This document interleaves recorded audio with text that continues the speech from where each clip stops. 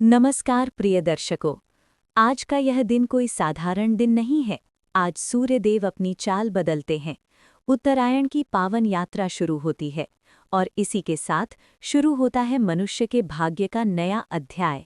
शास्त्रों में लिखा है कि मकर संक्रांति के दिन जो व्यक्ति सच्चे मन से ये कथा सुनता है, उसके जीवन की जमी हुई गरीबी ठीक वैसे ही पिघलने लगती है जैसे सूर्य की पहली किरण से पाला पिघल जाता है। ये केवल एक पर्व नहीं है, ये आत्मा की शुद्धि, कर्मों की मुक्ति और नए संकल्प का दिव्य अवसर है। प्राचीन काल की बात है, जब समस्त पृथ्वी पर महाराजा भगीरथ का एक छत्र राज था। भगीरथ वही परम प्रतापी राजा थे जिन्होंने अपने 60,000 पूर्वजों की मुक्ति के लिए हजारों वर्षों तक एक पैर पर खड़े होकर घोर तपस्या की और साक्षात गंगा मैया को स्वर्ग से धरती पर लेकर आए। उनके शासन में प्रजा इतनी सुखी थी कि दुख शब्द का अर्थ कोई नहीं जानता था। लेकिन राजा भगीरथ के मन में एक कांटा सदैव चुभता रहता था, और वो कांटा थे उनके अपने 3 पुत्र, राजकुमार अभिमन्यु, राजकुमार आदित्य और राजकुमार वर्धन। ये तीनों राजकुमार शक्ति में तो देवताओं के समान थे, परंतु स्वभाव से अत्यंत उद्दंड और अभिमानी थे। उन्हें लगता था कि वे सूर्यवंश के राजकुमार हैं, इसलिए पूरी दुनिया उनके चरणों की दासी है। वे अक्सर सोने के विशाल रथों पर सवार होकर नगर की गलियों से गुजरते और अपने रथ के घोड़ों को इतनी तेजी से दौड़ाते कि गरीब बस्तियों के मिट्टी के घर धूल से भर जाते। यदि कोई वृद्ध या लाचार व्यक्ति उनके मार्ग में आ जाता तो वे उसे हटाने के लिए अपनी चाबुक का प्रयोग करने से भी नहीं हिचकिचाते थे। राजा भगीरथ जब अपने महल के ऊंचे झरोखे से ये सब देखते तो उनका हृदय पीड़ा से भर जाता। वे अपने पुत्रों को बुलाकर घंटों समझाते, मेरे पुत्रों, याद रखो कि ये राजपाट और वैभव केवल कुछ समय का है। एक राजा वही होता है जिसे अपनी प्रजा के हर आंसू का हिसाब हो। जिस दिन तुम अन्न और मनुष्य का अपमान करोगे, उस दिन तुम्हारा सारा पुण्य नष्ट हो जाएगा और कुल का पतन सुनिश्चित हो जाएगा।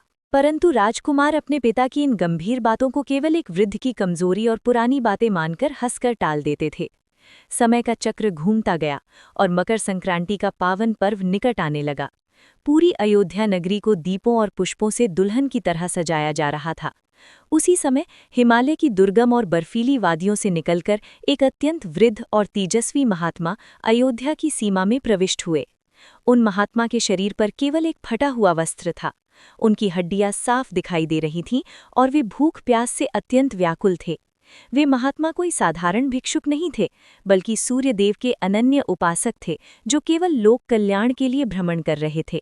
वे महल के मुख्य द्वार पर पहुंचे और द्वारपालों से बड़े ही करुण स्वर में विनती की, पुत्र, मैं कई दिनों की लंबी यात्रा के बाद यहाँ आया हूँ। अत्यंत भूख लगी है और शरीर ठंडा पड़ रहा है। क्या महल से थोड़ा सा अन्न और इस कड़ाके की ठंड से बचने के लिए थोड़ी सी अग्नि मिल सकती है? उसी क्षण तीनों राजकुमार अपने शिकार से वापस लौटे। जब उन्होंने उस निर्धन और धूल से सने साधु को देखा तो राजकुमार वर्धन का अहंकार 7वें आसमान पर पहुंच गया। उसने साधु के करीब जाकर व्यंग्य से कहा, हे भिक्षुक, हमारे सूर्यवंश के इस भव्य महल में केवल वीरों, योद्धाओं और विद्वानों का स्वागत होता है। तेरे जैसे फटेहाल और गंदे कंगालों के लिए यहाँ कोई स्थान नहीं है। तू यहाँ खड़ा होकर हमारे महल की शोभा बिगाड़ रहा है। यहाँ से इसी वक्त चला जा, वरना रक्षक तुझे कारागार की कोठरी में डाल देंगे। महात्मा ने शांत और गहरी आंखों से राजकुमार की ओर देखा और कहा, पुत्र, आज तेरे पास अन्न के भंडार भरे हैं, इसलिए तुझे एक भूखे की पीड़ा समझ नहीं आ रही।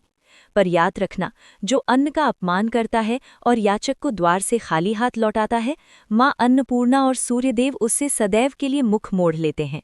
ये सुनकर राजकुमार क्रोध से तिलमिला उठा और उसने साधु के हाथ से उनका मिट्टी का भिक्षा पात्र छीनकर एक बड़े पत्थर पर दे मारा। वो पात्र टुकड़े टुकड़े होकर बिखर गया और उसमें पड़ा थोड़ा बहुत जल भी धूल में मिल गया। साधु के मुख से एक भी अपशब्द नहीं निकला, बस उनकी आंखों से एक आंसू टपका जो सीधे धरती की धूल में जा मिला। साधु वहां से चुपचाप ओझल हो गए, पर उनके उस अपमान ने राज्य के विनाश की नींव रख दी थी। जैसे ही उन सिद्ध साधु का अपमान हुआ, अगले ही दिन से अयोध्या का संपूर्ण भाग्य ही पलट गया। पौष मास की शीतल हवाएं अचानक बंद हो गईं और सूर्यदेव आग उगलने लगे। जहां कड़ाके की ठंड होनी चाहिए थी, वहां ऐसी भीषण गर्मी पड़ने लगी कि नदियां और तालाब भाप बनकर उड़ने लगे। सरयू नदी का जल स्तर इतना गिर गया कि घाटों पर सन्नाटा छा गया और मछलियां किनारे पर तड़पने लगीं। देखते ही देखते राज्य के लहलहाते हरे भरे खेत जलकर पूरी तरह काले पड़ गए। अनाज के गोदामों में रखा अन्न रातों रात सड़ गया या मिट्टी में बदल गया। पशु पक्षी पानी की एक एक बूंद के लिए सड़कों पर तड़प तड़प कर प्राण त्यागने लगे। मासूम बच्चे अपनी माताओं की गोद में अन्न के दाने के लिए बिलखने लगे और पूरा नगर शवशान की तरह मौन हो गया। प्रजा में हाहाकार मच गया। लोग भूखे प्यासे राजमहल के सामने आकर दहाड़े मारकर रोने लगे। हे महाराज भगीरथ, हमें बचाइए, हमारे बच्चे भूख से मर रहे हैं, राज्य में काल का वास हो गया है। राजा भगीरथ जब बाहर निकले और उन्होंने अपनी आंखों से वो हृदय विदारक दृश्य देखा तो उनका अंतर्मन कांप उठा। उन्होंने तुरंत अपने कुलगुरु को बुलाया। गुरुदेव ने अपनी दिव्य दृष्टि से सब देख लिया और अत्यंत गंभीर स्वर में कहा, महाराज, घोर अनर्थ हुआ है। आपके पुत्रों ने साक्षात सूर्य नारायण के उपासक उन सिद्ध साधु का अपमान किया है। अन्न का निरादर होने के कारण मां अन्नपूर्णा और आपके कुलदेवता सूर्यदेव अत्यंत रुष्ट हो गए हैं। अब केवल मकर संक्रांति का दिव्य प्रायश्चित ही इस विनाशकारी अकाल को रोक सकता है, अन्यथा आपका पूरा सूर्यवंश इतिहास के पन्नों में दबकर रह जाएगा। राजा भगीरथ ने तुरंत अपने तीनों पुत्रों को दरबार में बुलाया।